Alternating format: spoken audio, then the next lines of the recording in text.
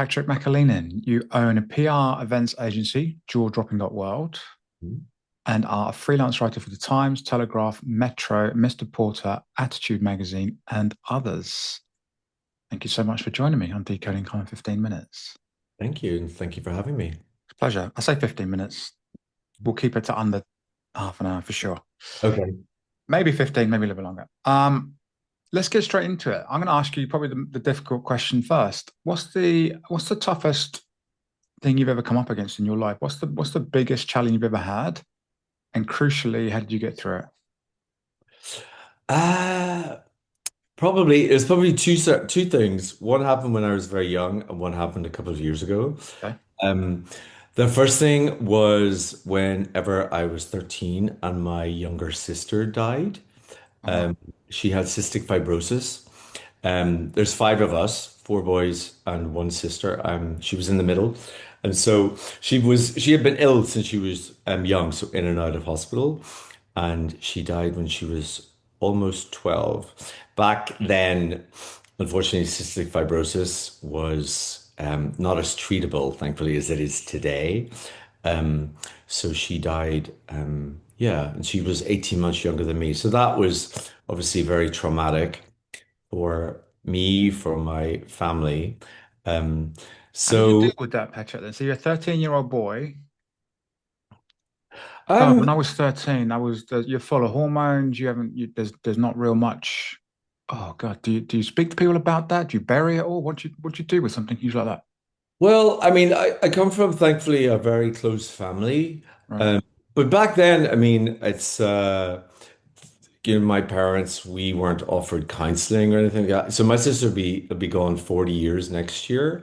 So that you're talking 1986. right, So there was nothing like that. You weren't offered counseling. So we just continued as a family, very devoted parents. And we thankfully we weren't the type of family who didn't talk about it.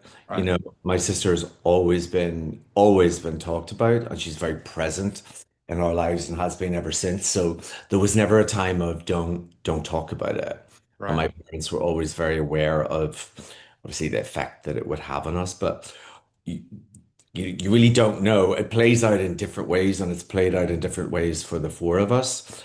My youngest brother doesn't remember it; he was too young. But so yeah, it's very much you kind of make it up as you go along, really, right. and hope for the best. Looking back on your whole life, or your time since then, would you say that kind of reset, maybe reset's a clumsy word, would you say that altered your perspective of life in terms of often people that go through something big when they're young, a parent or a sibling, or um, some people come out the other side of that and say, do you know what? It reset my stress gauge because when you have something that big happen to you that young, you almost stop sweating the small stuff almost instinctively just because you've been through something so big that other things that maybe would have stressed you if you'd had, in quotes, an easier life up to that point.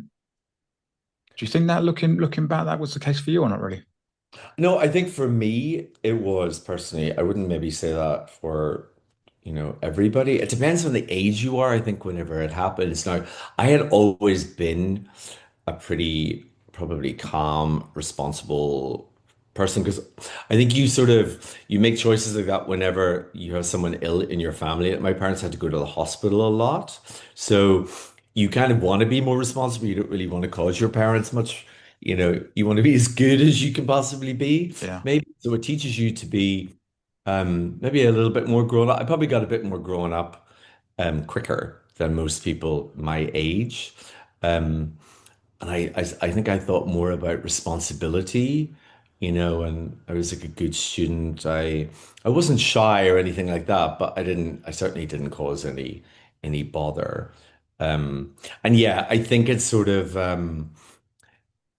I don't know if I ever thought about it until I was much older about, well, wow, that's already happened to me.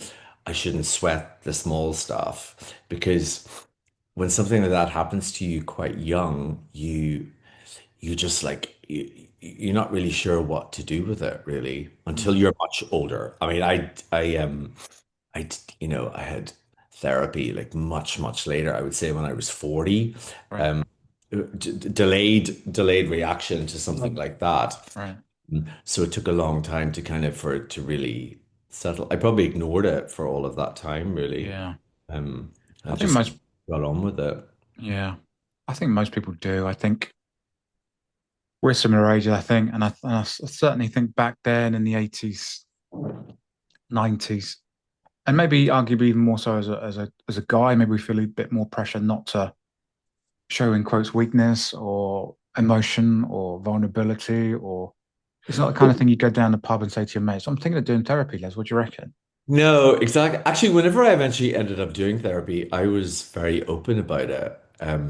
Actually, because I had a CBT in my 40s, my early 40s, which Yeah, was incredible. I recommend everybody should have therapy at least some stage in their life. And actually, me even being open and talking about it led some other male friends of mine to have it. brilliant. But you're right, growing up, for similar age, mental health just wasn't, certainly not even from my parents and things like that, but certainly not for teenagers and not teenage boys. So, and Yeah, I remember even when I went back to school, there were certain teachers didn't really talk about it. They may be like a little bit extra thoughtful, kind. They weren't unkind, but they certainly never broached talking about it. It yeah, was like, they were just maybe a bit more thoughtful around me. yeah. And I think that's healthy. As the generations are moving through, I think more people are open to talking about it. It took you maybe to your 40s. It took me until a certain point to talk about my struggles. I think the youngsters I see these days, they're much more open to saying, I don't really drink too much. I go to the gym. I look up. Why wouldn't I look after my mental health? Why wouldn't I try things like therapy or Yeah. mindfulness or meditation? Or it's I think it's wonderful. I think it's like for that age group, for young men to be exposed to that kind of terminology, and to also if there's, even if they can't maybe talk to their best friends about it, they can pick up the phone and call somebody, mm, or their parents are much more, aware of those kind of conversations as well. yeah, We live in a different time now, thankfully. yeah. Yeah. Let's fast forward to the other big event in your life. So your cancer So the, diagnosis. To what the happened other then? big event was 2.5 years ago, and I got a cancer diagnosis. Um, and I don't laugh about it, obviously, there's nothing funny about it. But I literally got the diagnosis when I was in Ibiza on like holidays. I always say Wow, there are worse places to get a phone call that you have bladder cancer. Um, and I actually. I mean, I definitely wobbled about it at the time, but my friends were kind of like, God, you just took it in your stride. really? And I did. I was really, because in my head, I was like, well, why wouldn't I get it? Half of us will get it in our lifetimes. I have, had friends who've had cancer, a couple who've actually died from it. So, I wasn't, and I was very lucky, if I can say I'm lucky, is I had low grade bladder cancer. So I had it removed. Um, and I've been clear of it ever since. And I just got the 2 year all clear in July. But you still, like, someone telling you that you do have cancer, and I was very aware of not ignoring it and not being like, okay, well, that's just happened now. I actually went and had a bit more therapy about it just to make sure it didn't catch up with me later on. I thought, right, I'll deal with this in the moment, and it was really good. I'm really glad that I did actually, because it never overpowered me. It never has actually. Yeah, But it was a very grounding, and it is when that sort of thing happens to you, you're like, right, there's other stuff I just don't sweat, because what's the point if you don't have your health, especially, it did certainly make me very aware of the fact that I'm self-employed. It's me. My ability to work, my ability to earn money is all based on me being healthy. yeah, So it certainly made me very more mindful of that. I hadn't really thought about it like that before because you just get on with it. yeah. That certainly was sort of like a bit of a pin dropping moment with that. So you already mentioned the word calm and you used the word to describe yourself. Is that something you have to work on? Something that's in your nature, a bit of both? It's just in my nature. Really? So you're Yeah. born. So Just if somebody said I to you, Patrick, tell me how, I've known you 30 years. You're always so calm, even when we're partying like Ibiza and you get this news, you're just And What actually, would you say? How would you teach people to have my some friends calm? would actually have said that. I've had so many people say that to me. All right. What'd you say? You never get stressed. You're never. And I guess I kind of, without explaining it too much, it does go back to, trauma in Right. childhood and learning to cope with situations that would normally overwhelm you.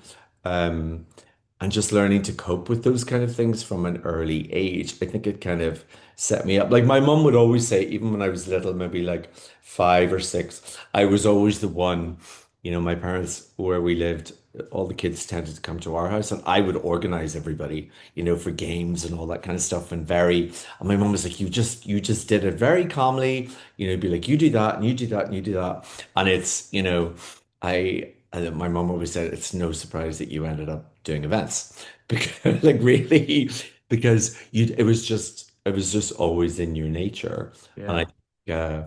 uh, I think that's really it. I mean, I guess we are a symptom of nurture and nature, and Mm. I think my calmness comes from both, maybe. So what Yeah. kind of things do you practice to be calm? What is your Well, nurture part of I'm things? very lucky. I live by the sea Do you? in St. Leonard's on Sea. So I literally live 5 minutes walk from the beach. Lovely. I moved here 4 years ago. I lived in London for 25 years. Brilliant. So just by being here in this kind of environment has a very calming effect on you, as you would expect. Yeah. So that definitely helps. Um, and in terms of, I'm very into health and fitness. I'm also a qualified personal trainer, um, I which, saw an article when I was researching you. Was it for the Times or the Telegraph where you did a whole thing on there's a before and after if you look at yes, that was the bleachers. Telegraph. I did a Yeah. whole thing about being buff and beyond 40. Yeah. I used to write for the Telegraph a lot in those days. So yes, so health and fitness definitely Okay. contributes to that. And I've always been very focused on looking after my own well-being, like mental well-being. So I used to meditate. I don't do it so much anymore. I'm trying to get back Right. into doing it. Right. I used to do a lot of Kundalini yoga. Right. Um, and I am very into energy healing. So Okay. I see a guy quite regularly who, I guess it's Reiki, it's energy healing. I'm a great believer in that kind of work. And that's all about the person that you go to. Yeah. So, What would you say to someone who said, what a load of BS that is? What an absolute waste of money. Sitting, some guy says he can heal me. So what do you say to the massive cynics when it comes to any of that kind of stuff? well, I always think it's like you don't criticize it until you try it. And why be so cynical about something that you've never tried before? And also those kind of comments normally come from fear, you know, Mm. the unknown. It's like, well, if everybody has certain stresses, it's like, what do you do to deal with them? Some people drink, some people take drugs, some people, take mushrooms or do ayahuasca or, you know, it depends on how alternative, but I don't even see those things as alternative anymore. Right. So anyway, I like my friends will be, I'm pretty open about, doing it. And some of my friends, I can know they're eye rolling, about it. But I'm like, well, it works for me. I can only say it Right. works personally for Yeah. me. That's what I Yeah. said. That's what I say to people, right? I say, don't believe. I very often say one of my mantras is don't believe a word I tell you. When I'm teaching people stress reduction and mindfulness and all these incredible things, and I say, don't believe the science and don't believe what Harvard, Knox, and everybody else tells you. Why? Believing in this stuff will do nothing. It's like believing in fitness.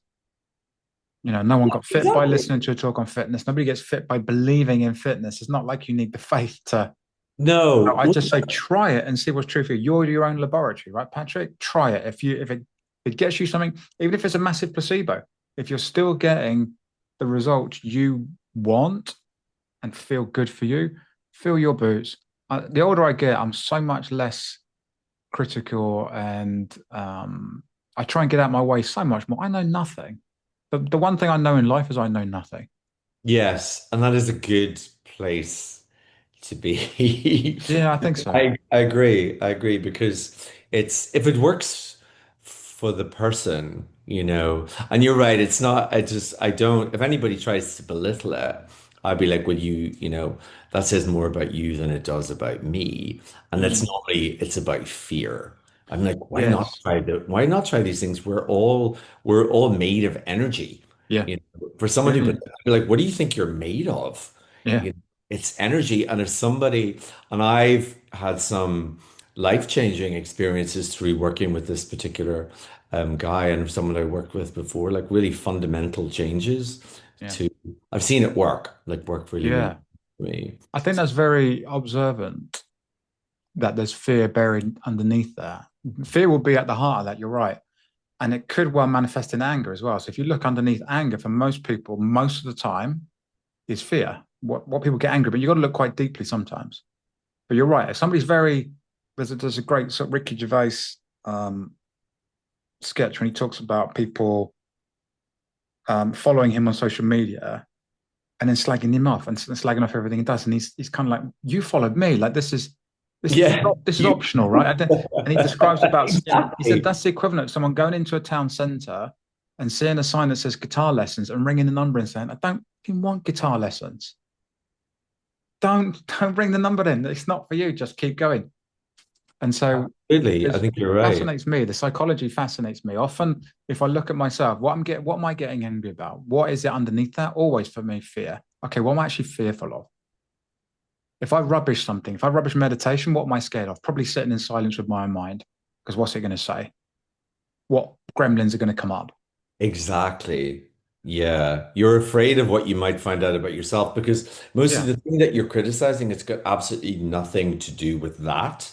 You're projecting yeah, something about yourself. And we've all had situations maybe where we've done that or we've been on the receiving end of it. And I always, when I'm in those kind of maybe moods or, when things happen and stuff, I usually stay away from people because I'm very conscious about not projecting that kind of thing onto people because it's super irresponsible. Um, and it's got nothing to do with them, yeah. everything to do with yourself. So, Mm, and if you are, like you say, it's all to do with anger. And if you don't deal with it, it'll come out in work or relationships or, you know, the guy that you buy your coffee from. right, You know, exactly. it'll, Yeah. it'll just come out. It's all about being responsible, I think. Yeah, there's great truth in that. I mean, whenever somebody's trolled online, again, you just probably happen to be the person in the way that day. And that's And all it is. That's yeah. why do people do that? It's just their own lives playing out Mm, against people. And unfortunately, mm, people do it far, far too much, unfortunately. yeah. So what does keep you awake at night, Patrick?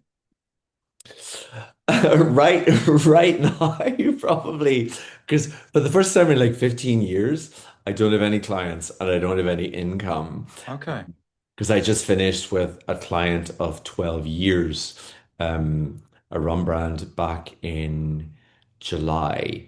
So back in June, July. So I wouldn't say I'm not lying awake all night, definitely not. But I have a more of a latent stress about it. Okay. Because I need to make a living. I'm okay, obviously, but have to plan for these things. Yeah. But So what kind I'm of just things do you like turn trying. to? Sorry? Sorry, I was going to say, what kind of things do you turn to at times like this when you feel that stress and everybody knows that stress? Well, every solopreneur listening to this, watching this, will relate to it at that time when you think, I haven't got enough clients, I need more. How do you personally deal with that stress? You talked about meditation before and you dropped that. Is that the kind of thing you come back to, or do you up the exercise, or do you up being out in nature, or do you? I do a combination. I think because I exercise every day anyway, Right, and I take like 2 or 3 walks by the sea every day anyway. So those kind of things help every day, yeah. um, which is good. And then the moments where I do maybe catastrophize a little bit or wobble, um, I'm just good at self-talk to talk myself out of Okay. whenever I feel like my stress level is going up, I can talk myself down pretty quickly. And you? Yeah. Are you? And I'm assuming you're a glass half full person by nature. yeah. Yeah, I think that's pretty. I'm very thankful for everything that I have. Like I have a beautiful home. I live by the sea. I've worked really hard.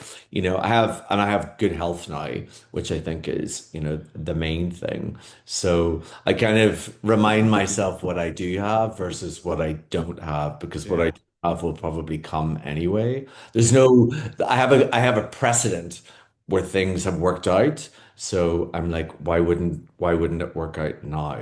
I just have to be patient, put in the work, be hopeful. I always I'm very hopeful, I sort of stay on that sort of side of things, even like in moments of uncertainty. I'm like, well, this is a time where I'll grow more or I'll do something else, or it's one of those crossroads moments where I think mainly good things only come from those. Nice. Who did you learn I'm, that from? I'm One of your fearlessly parents or some? optimistic, I tell myself. That's a lovely thing. Did you get that from your mum or your dad or someone else, you think? I mean, it's funny I come from Northern Ireland. And we kind of joke in Ireland, like normally whenever you like talk to people, especially older people, they will always tell you about who's died first. There's a lot of that, and that's a very Irish thing. And you're like, well, that's not very optimistic. But they're not doing it to be pessimistic. So I think I get my fearless optimism. My parents are optimistic people, Are but they? um I wouldn't call them fearlessly optimistic. They're very supportive, I have to say. Yeah, I don't. It's a good question, actually. I don't know where I think I've just developed it over time. It's a nice thing. It's a brilliant thing. Yeah. I meet so many people whose glass. I'm probably by nature. I'm probably glass half empty. I think, what else do you have but to be optimistic? You know, if you're, if you lean into pessimism and things like that, I mean, if I did that, I wouldn't be productive every day. Yeah. I'd probably start to catastrophize too much. I'd be paralyzed. Yeah. But it'd be like, what's the point? Mm. It's not going to do me any good. No. So I might as well switch it over and think more in that way. But you have to do it consciously. You know, it doesn't always. There's days where it feels more natural than others. Right. Yeah. Just got time for some quick fire. Okay. Morning or evening person? Oh, morning. I'm up at 6 a.m. every day. My favorite time of day is between 6 a.m. and 9 a.m. actually. Is it emails or phone calls? Uh, phone calls, actually. Favorite food? Favorite food is probably Japanese food. I lived in Japan Oh, uh, did you? my 20s, and I mean that's when I discovered Japanese food for the first time, and I've loved it ever since, actually. So, are there any good Japanese restaurants near you? There is one actually. St. Leonard's is a bit of a gastronomic hotspot, Is actually. it? There is a lovely one down on the seafront, actually. I can't remember the name, but I've eaten there 3 or 4 times, actually. Yeah, it's great, great We've places. got a really nice one. I'm in Southsea, Portsmouth. Oh, We've okay. got a lovely one called Sakura. Is that right? Sakura? Girl, okay. Which is lovely. And also, what's that beautiful one in London? You lived in London for years. Zuma. Oh, Zuma. Oh, wow. Yeah, that place is off the scale good and off the scale I was going expensive. to say you need a few quid, but as a very, very, very special treat, if But anyone it is likes their good. Japanese food. Yeah. What's your favorite book, Patrick? Well, so I alternate. I always read fiction and then I read non-fiction. I go from one to the other. And so the non-fiction, I normally read autobiographies, but they have to be written by that person, not ghostwritten. Right. And the best one I've read recently is by the the restaurateur, the New York restaurateur, Keith McNally. He was the guy that created like Odeon, Cafe Luxembourg. I became very obsessed with the whole Warhol era Okay. in the pandemic. And they used to always go to his restaurant. And he wrote his autobiography. It's called I Regret Almost Everything. Follow him on Instagram. He's so good. And he had a stroke a few years ago, and which has left him, he's never recovered from it properly. I've never read a more honest autobiography Wow. in my entire life, but are really all about following your instinct, actually. Yeah. I've actually interacted with him a bit on Instagram after I Okay. look. It's a brilliant book, really good. Sounds it. Yeah. Guilty pleasure. Oh God, I never really feel guilty about anything, to be honest with you. I That's a good don't. answer. No one said that. But You can if leave you it there if you a want. guilty pleasure, it's probably a Whisper bar, but I never feel guilty about Oh, it. Whisper Gold or Oh, Whisper Classic, Whisper Classic. like perfect chocolate. It's a good one. If you could, lastly, if you could invite anyone over for dinner, alive or dead, who would it be and why? You can have more than one. It would definitely be Andy Warhol Would it? because I read the diaries during the pandemic, probably the heaviest book you could ever read in your life. Because I mean, obviously he had a certain persona, but in the background, I think he was probably the best dinner guest. Um, and I think I just want to meet the real Andy Warhol. It's been a pleasure. Thank you so much for joining me on Decoding Calm, Patrick. I really appreciate it. Thank you, Steve. Yeah, it's been really nice to talk to you. Thank you. Thank you.